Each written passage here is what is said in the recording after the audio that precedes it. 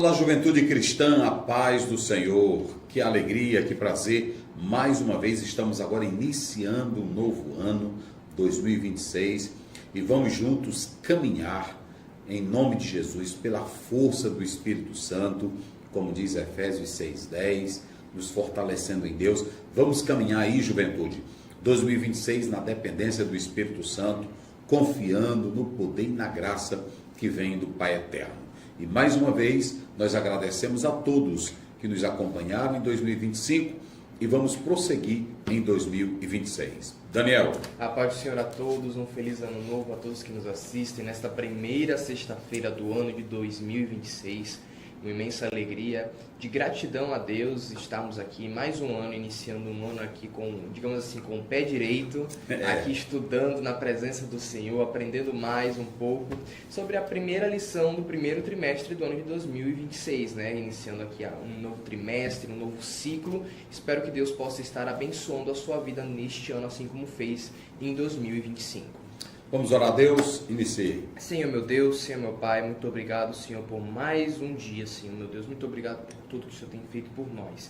Senhor meu Deus, muito obrigado por este novo ciclo que iniciamos, Senhor meu Deus, guarda-nos, livra-nos de todo perigo e de todo mal. Senhor meu Deus, tira toda distração, Senhor, do nosso meio, abençoa o teu servo, pastor Osiel, que estará ministrando a aula desta noite. Em nome de Jesus, amém. Muito bem, querida juventude, nós vamos iniciar um novo trimestre e nós temos aqui o pastor Marcelo Oliveira. Está aqui, ó, o plano perfeito, a salvação da humanidade, a mensagem central das Escrituras. Talvez você pergunte, qual a relevância de um tema como este para a juventude? Querido irmão, querida irmã, querido jovem, olha, tem tudo a ver com você. Porque a vida com Deus, a vida cristã, não é uma aventura de brincadeira, não é uma aventura de comer pipoca, de ir para um lanche. Não, isso aí é coisa que a gente faz. A nossa vida com Cristo depende da nossa salvação com Ele. E durante este trimestre, nós vamos estudar aí 13 lições. Quais são os temas aí, Daniel? As 13 lições. Primeira lição: o sentido bíblico da salvação, o problema do pecado, a natureza do Deus que salva, o Deus que justifica, o Filho que redime, o Espírito Santo que regenera e santifica, a graça de Deus, a eleição na salvação, o livre-arbítrio na salvação, arrependimento e fé como respostas humanas, a adoração, entrando na família de Deus, preservando na salvação e a consumação na salvação. Muito bem, o autor Marcelo Oliveira, bacharel em teologia, especialista em pedagogia, licenciado em letras, acadêmico em psicologia. Ele é o comentador ou comentarista deste primeiro trimestre de 2026. Esse livro é o livro de apoio que acompanha a lição para o jovem. Olha aqui, ó, lição para o jovem. E esse livro você pode adquirir em qualquer casa publicadora das Assembleias de Deus. Nós temos aí quantos textos?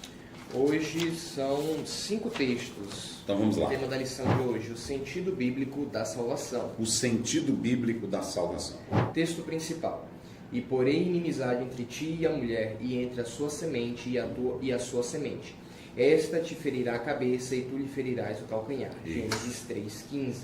Resumo da lição: a salvação na Bíblia é o livramento de Deus que começa no Antigo Testamento e se cumpre completamente em Jesus Cristo no Novo Testamento. Muito bem, quando nós falamos dessa amplitude do termo salvação, é preciso entender que dentro do Velho e do Novo Testamento, essa palavra ela segue uma amplitude semântica muito grande. Há diversas conotações semânticas que envolvem a palavra salvação. Então, nós temos salvação no Velho Testamento e temos salvação no Novo Testamento. Mas qual é o real conceito de salvação? Nós temos, por exemplo, o verbo livrar, libertar, salvar. Porém, esses verbos no Velho Testamento tinham significado. Mas quando se vem para o Novo Testamento, a salvação ela já é vista no seu aspecto soteriológico na pessoa de Cristo Jesus, não apenas sobre um livramento de uma circunstância, de um problema, Mas a salvação, ela é vista em Cristo como a nossa redenção, a nossa libertação do pecado. Então, é sobre isso que nós iremos, nesta primeira lição, tratar. E o resumo está bem preciso quando se fala sobre a amplitude do termo salvação. O texto bíblico de hoje são 5 passagens bíblicas. Primeira, Juízes 2, do 16 ao 18. Depois 1 Samuel 7, do 7 ao 10. Depois 1 Samuel 17, do 45 ao 46. 1 Samuel 19, versículo 5. E por último, João 3, 16 e 17. Juízes 2... Então, você vai fazer o seguinte, tu vai ler um texto e eu explico. Perfeito. Porque senão vai confundir tudo, né? Isso. Juízes 2, 16 e 18. E levantou o Senhor juízes que os livraram da mão dos que os roubaram.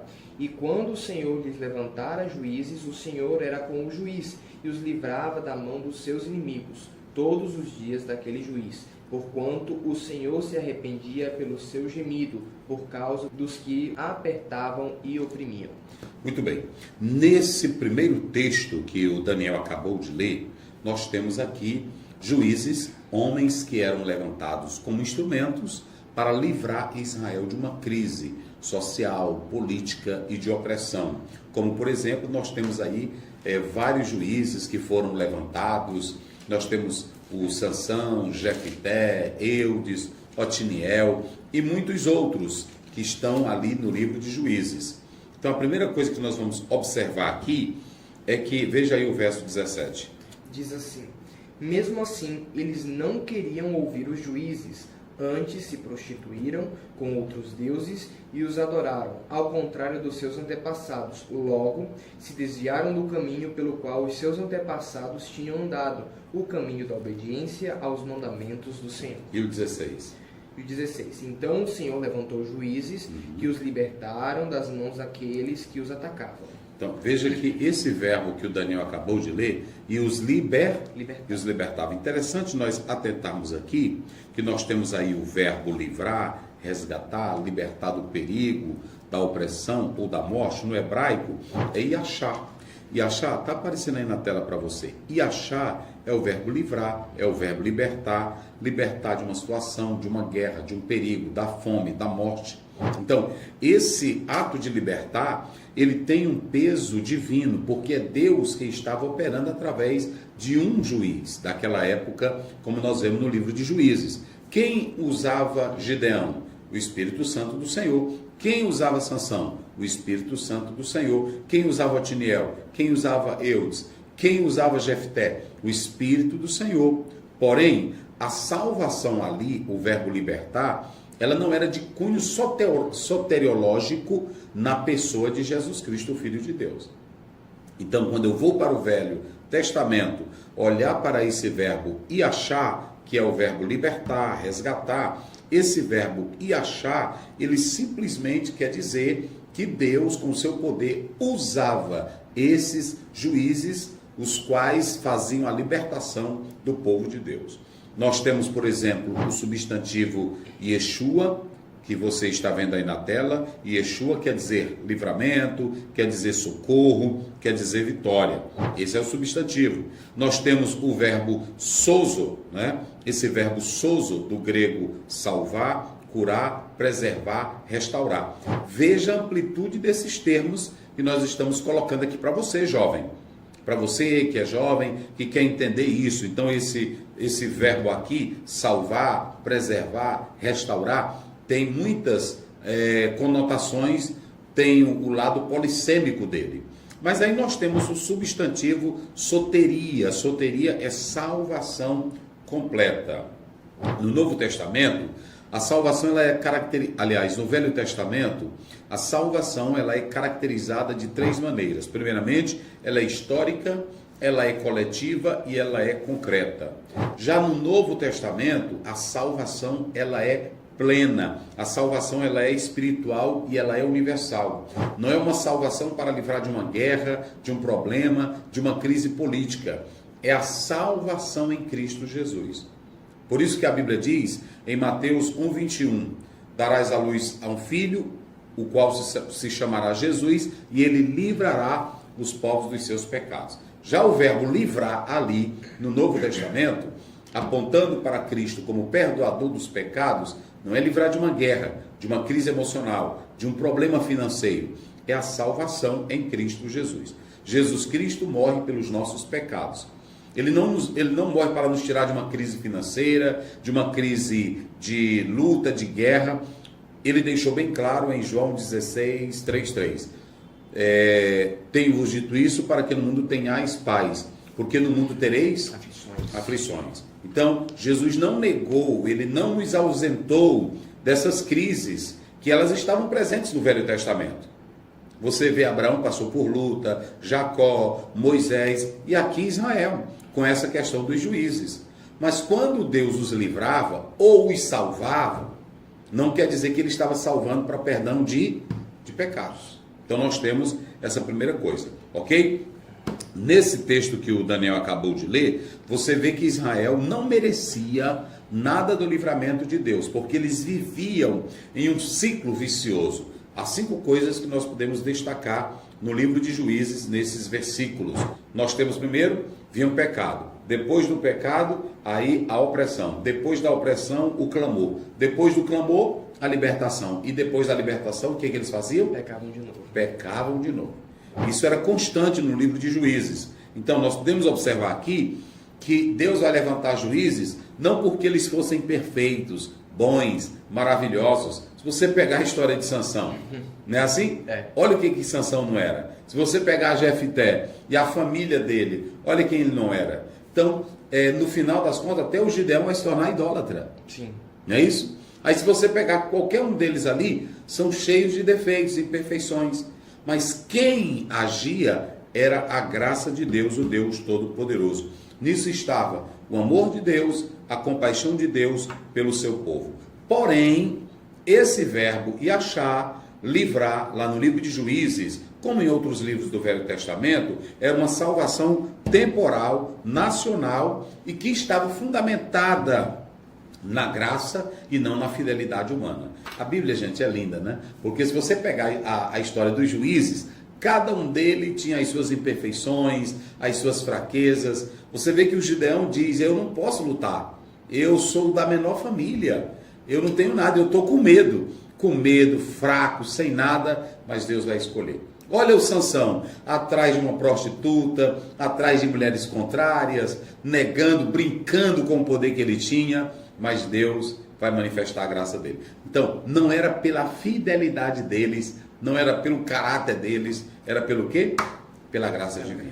Aí Deus fazia isso, ok? Então, eram homens imperfeitos, mas que Deus, na verdade, manifestava a sua graça, ok? E aí nós podemos observar aqui que isso tudo vai apontar posteriormente para a necessidade de um libertador perfeito. E quem é o libertador perfeito que virá? Jesus Cristo. Em toda a página do Velho Testamento não existe um libertador perfeito. Todos tiveram falhas. Agora, Cristo, o que virá, é o verdadeiro libertador perfeito. Assim nós podemos observar que o homem não salva pela sua questão moral, o homem não salva porque é perfeito, tudo depende da graça e do amor de Deus. E essas falhas presentes aqui no livro de Juízes, elas evidenciavam a necessidade de um Redentor, de um Salvador perfeito. Ok? Então é isso que o texto quer mostrar para nós. Vamos ao segundo texto. O segundo texto se encontra em 1 Samuel, capítulo 7, versículos 7 a 10. Quando os filisteus souberam que os israelitas estavam reunidos em Mispa, os governantes dos filisteus saíram para atacá-los. Quando os israelitas souberam disso, ficaram com medo e disseram a Samuel: não pares de clamar por nós ao Senhor, o nosso Deus, para que nos salve das mãos dos filisteus. Então Samuel pegou um cordeiro ainda não desmamado e ofereceu inteiro como holocausto ao Senhor. Ele clamou ao Senhor em favor de Israel e o Senhor lhe respondeu. Enquanto Samuel oferecia o holocausto, os filisteus se aproximaram para combater Israel. Naquele dia, porém, o Senhor trovejou com um fortíssimo estrondo contra os filisteus e os colocou em pânico, e foram derrotados por Israel. Muito bem. Nós estamos tratando da salvação no Velho Testamento.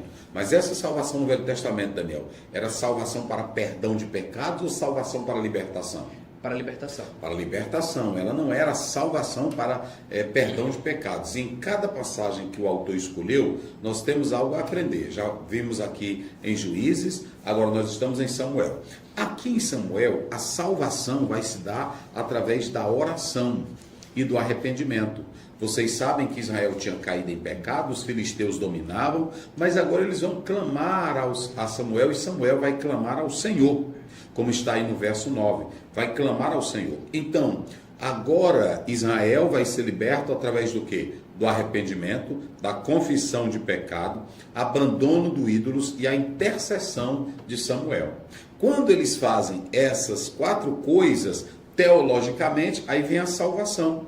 Então, a salvação aqui para a libertação daquela batalha, ela vem pela confissão, pelo arrependimento, pela conversão e também pela resposta divina.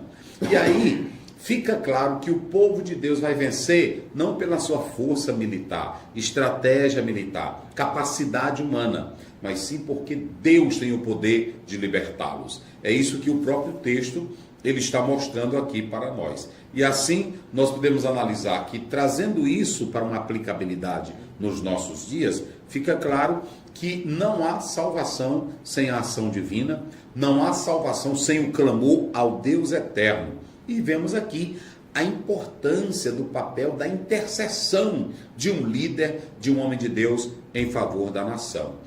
E qual é a relação, pastor Zéu, desse episódio aqui com a pessoa de Cristo? Porque Samuel, na verdade, ele antecipa Cristo como? Temos um advogado junto ao Pai, como está lá em João 2:1, e Cristo é o nosso sumo sacerdote. Ele é quem vai interceder por nós. Esta é o segundo texto. Isso. O terceiro texto. O terceiro texto se encontra em 1 Samuel também, Isso. versículo 17, versículo 45 e 46. Isso. Diz assim: Davi, porém, disse ao filisteu: Você vem contra mim com espada, com lança e com dardos, mas eu vou contra você em nome do Senhor dos Exércitos, o Deus dos exércitos de Israel, a quem você desafiou. Hoje mesmo o Senhor entregará nas minhas mãos. Eu o matarei e cortarei a sua cabeça. Hoje mesmo darei os cadáveres do exército filisteu às aves do céu e aos animais selvagens, e toda a terra saberá que há Deus em Israel. Aqui você tem o terceiro texto. Isso. E nesse terceiro texto também nós vamos ter o livramento de quem? De Deus. De Deus. Através de quem? Davi. De Davi. Mas é interessante vocês atentarem que Deus vai dar libertação para Israel através de Davi. Agora, a batalha aqui vai ser travada. E Davi, eu pergunto, ele vence Golias com armas preparadas de guerra ou ele vence pela fé? Pela fé. Ele vence pela fé, porque Davi não confiava em armas. Ele disse ao Golias: eu vou contra ti em nome do Senhor Deus dos Exércitos. Está aí no verso 45, não é isso? Olha como ele diz aí. Davi, porém, disse ao filisteu: Você vem contra mim com espada, com lança e com dardos, mas eu vou contra você em nome do Senhor dos Exércitos, o Deus dos exércitos de Israel, a quem você desafiou. Em todos esses 3 textos que nós acabamos de ler, de mencionar, que o Daniel leu, todos 3, Deus é quem dá a vitória. Deus é quem dá a salvação. Deus é quem dá a libertação. Isso por causa da sua graça, do seu amor para com o seu povo. Aqui nesse texto nós temos uma batalha representativa. Golias representava todos os filisteus e Davi representava todos os israelitas. Então, Davi confiava em Deus e por confiar em Deus vem a vitória. Ele não confia na sua capacidade, ele não confia em suas habilidades, nas suas armas, apesar dele fazer uso de suas habilidades. Sim. Quem era que acertava e quem já sabia jogar uma pedra na funda? Davi. Quem é que sabia tocar bem? Davi. Quem é que sabia cuidar de ovelhas? Davi. Quem foi que teve as experiências com o urso e o leão? Davi. Então Deus vai usar Davi com o que ele? Com o que ele tinha. Com o que ele tinha, com o que ele possuía. Deus não te usa se você não tiver nada. E você tem, que ele já te deu a vida, te deu a inteligência, te deu a capacidade.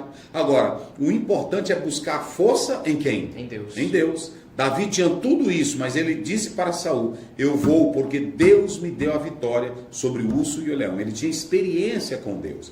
Um jovem cristão que quer vencer seus Golias, seus medos, seus temores, e olha aqui, no início de ano, Se você quer vencer como os juízes venceram, se você quer vencer como Samuel e Israel venceu, se você quer vencer como Davi venceu, você precisa depender exclusivamente de Deus. Ele traz salvação, libertação do inimigo, cura física, cura emocional, ele traz tudo para você. Agora é preciso confiar em Deus. O livramento de Davi foi pela fé. E aí ele dá a glória toda para quem? Ao Deus eterno, porque ao Deus eterno é quem pertence a salvação, o livramento. Quando a gente olha para esse texto, nós podemos entender que na sua aplicabilidade o povo de Deus não vence o inimigo pelo poder humano, não vence gigante pelas suas habilidades, mas sim porque depende exclusivamente de quem? De Deus. De Deus. Então, o livramento de Davi foi por meio da fé e da confiança em Deus. Mas há uma relação entre Davi e Cristo. Como, pastor Zéu? Davi é um tipo messiânico. Ele é um campeão representativo, ele é um rei rejeitado, aliás, um ungido rejeitado, ele vence um improvável, um vencedor improvável, e Cristo derrota o verdadeiro Golias, que na verdade é representado aí pelo pecado, pela morte, por Satanás.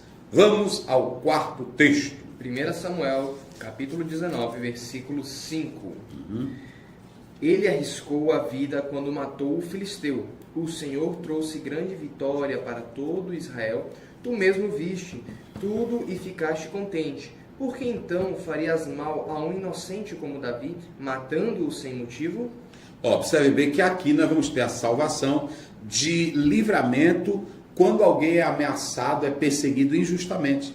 Davi foi perseguido injustamente. Davi foi caluniado injustamente. Veja que Saul perseguiu Davi constantemente. Mas aqui Davi era um homem inocente, mas ele era perseguido. Saul desejava matar Davi todo o tempo. Agora, nós podemos observar que o texto aqui deixa claro que o salvo de Deus pode ser perseguido. Todos nós que somos cristãos, servos do Senhor, podemos ser perseguidos.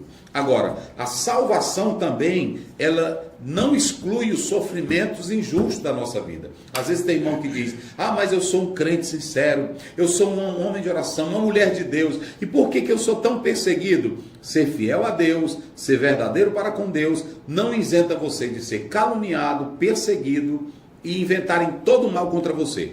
Porém, você vai estar como Davi, tranquilo, seguro, sabendo que Deus dá a vitória. Porque Deus sempre fica do lado daquele que é fiel, daquele que é injustiçado. E aqui nós podemos observar que Davi passava por essas injustiças. E ele era fiel. A nossa fidelidade, a nossa santidade, a nossa justiça, o nosso bom comportamento não nos exime, não nos exclui de lutas, perseguições, calúnias. Porém, se nós estamos bem com Deus, nós seguimos como Davi dizendo, o Senhor me dará vitória.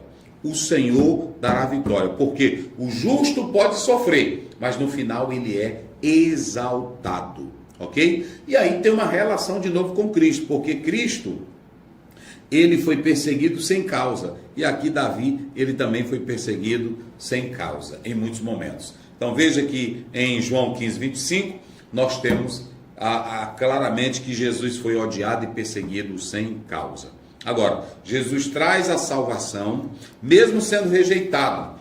Vocês se lembram que lá em João 1, verso 10 a 11, está escrito, veio para o que era, e os seus não os receberam.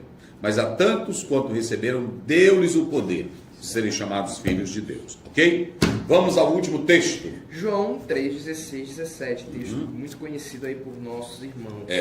Porque Deus tanto amou o mundo que deu o seu Filho unigênito para que todo aquele que nele crê não pereça, mas tenha vida eterna. Pois Deus enviou o seu Filho ao mundo não para condenar o mundo, mas para que este fosse salvo por meio dele.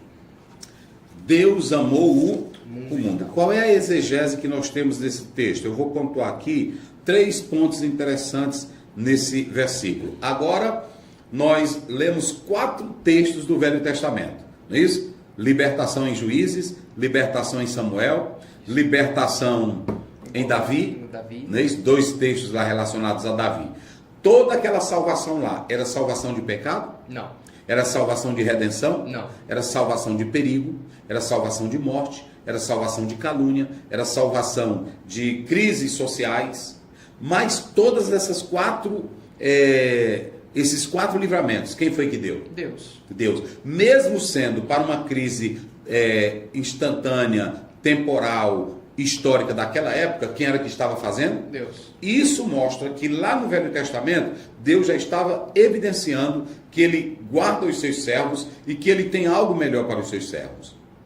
Que esse desfecho, ele vai cair na pessoa do próprio Cristo Jesus, o Filho de Deus. Então, agora, no capítulo 3:16, aí nós temos o texto bíblico, o texto áureo da Bíblia, aonde a salvação agora não será mais temporal, circunstancial, política, financeira, econômica. Será a libertação de pecados. Essa é a maior vitória. E aí vocês podem observar, a fonte da salvação não é o homem. Lá no Velho Testamento ficou claro que não era Davi, não era Samuel, não eram os juízes. Quem era que estava fazendo a operação? Deus. E aí, se você analisar João 3,16, é Gapsen, Roteos, Deus amou o mundo. Aí mostra que quem é a fonte do amor? Deus. Mas o mundo não é imperfeito? Sim. Não é injusto? Sim. Não é cruel? Sim. Mas quem resolve amar? Deus. Então, toda a ação vem de quem? De Deus. Vem de Deus e nunca do homem. Deus, veja que o verbo grego aqui, que nós é gapsen, agapau, ele está falando de um amor volitivo, um amor sacrificial e soberano, que não está ligado à condição, ao mérito humano. Deus é quem inicia. A salvação, ela nasce no coração de Deus e não no homem. Então, aqui nós temos que observar que há um contraste dessa passagem bíblica com Juízes e Samuel, aonde o clamor procede, o clamor do povo vem pelo desejo de livramento. Agora, aqui é o amor divino que está em ação. E Romanos 5:8 deixa isso claro. Deus prova o seu amor para conosco, em que Cristo morreu por nós, sendo nós ainda.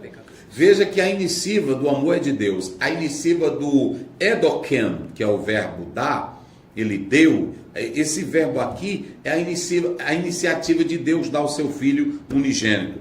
Essa expressão unigênito, monogenes, ela indica singularidade ontológica e não criação. Ok? Então, nós podemos observar que há um meio para a fé, como está aí no verso que se segue. Todo aquele que nele crê.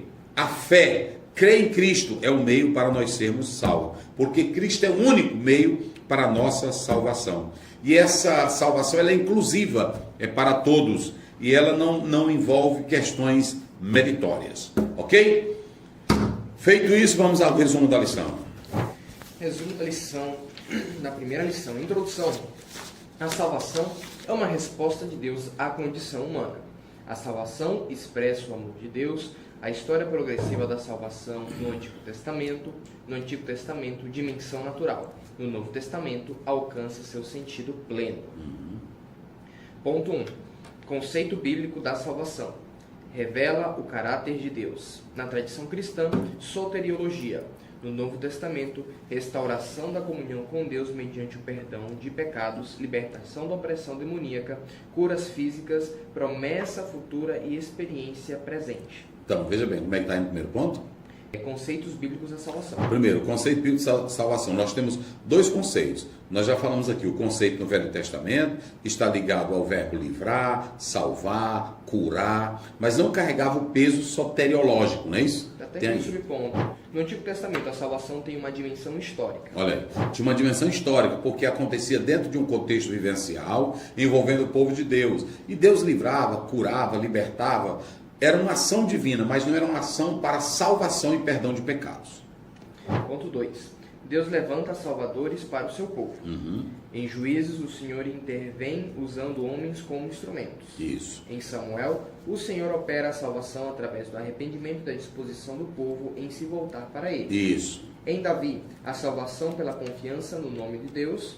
E a salvação e restauração interior pelo arrependimento dos pecados. Porque quando a gente lê Salmos, aí nós já temos ali em Davi, Salmo 51, 32, nós temos confissão de pecados, onde Deus já fazia uma cura interior pelo arrependimento. Porém, a salvação universal para toda a humanidade vai acontecer em João 3,16. O sentido pleno da salvação. Olha aí.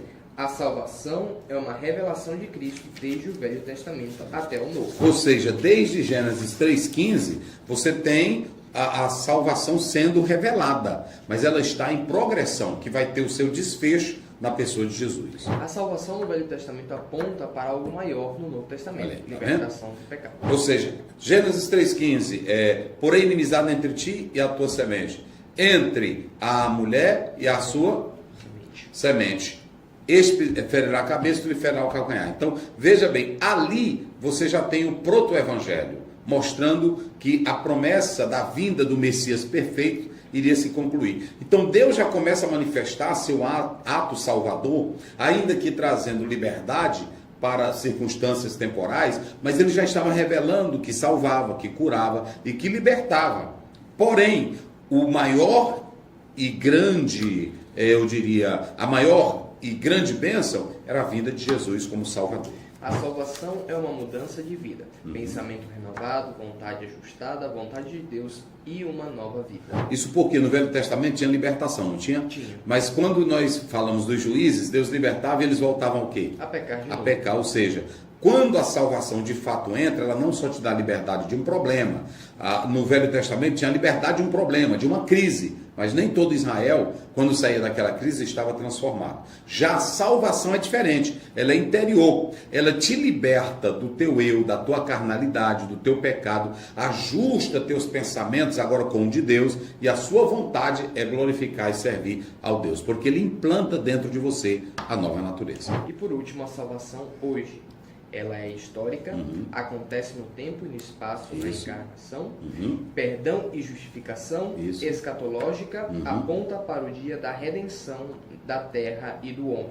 Então, a salvação ela é histórica, lá no Velho Testamento ela era histórica, Sim. Mas ela era histórica para uma circunstância, para um momento, como envolvendo os juízes. Mas quando se fala que também a salvação em Cristo é histórica, é porque Jesus entrou no cenário humano, e o verbo se fez Carne. Está lá em João 1,14. Ele esteve entre nós. E a Bíblia diz em Atos 15, todos viram ele, testemunharam. Mas essa salvação é a salvação encarnada. Ele é o verbo perfeito. Então ela é histórica, ela é presente, porque eu já vivo a salvação em Cristo, mas ela é também escatológica. Não aponta só para o presente, mas para a eternidade com Deus. Então esse é o objetivo geral da salvação, que é a primeira lição que nós estamos estudando, que nós estamos falando aí sobre o conceito da salvação. Olha, Daniel. Senhor meu Deus, Senhor meu Pai, muito obrigado, Senhor, por esta primeira lição que o Senhor tem falado aos nossos corações. Muito obrigado, Senhor Deus, por abrir, Senhor Deus, os nossos olhos espirituais a respeito da salvação, para aprender mais sobre este tema de suma importância para nós jovens. Senhor meu Deus, por favor, usa-nos, Senhor, neste começo de ano, Senhor meu Deus, que possamos ser agentes de salvação, Senhor meu Deus, que possamos pregar o Teu Evangelho. Por favor, meu Deus, guarda-nos, livra-nos de todo perigo, de todo mal, no nome santo e poderoso de Jesus. Amém.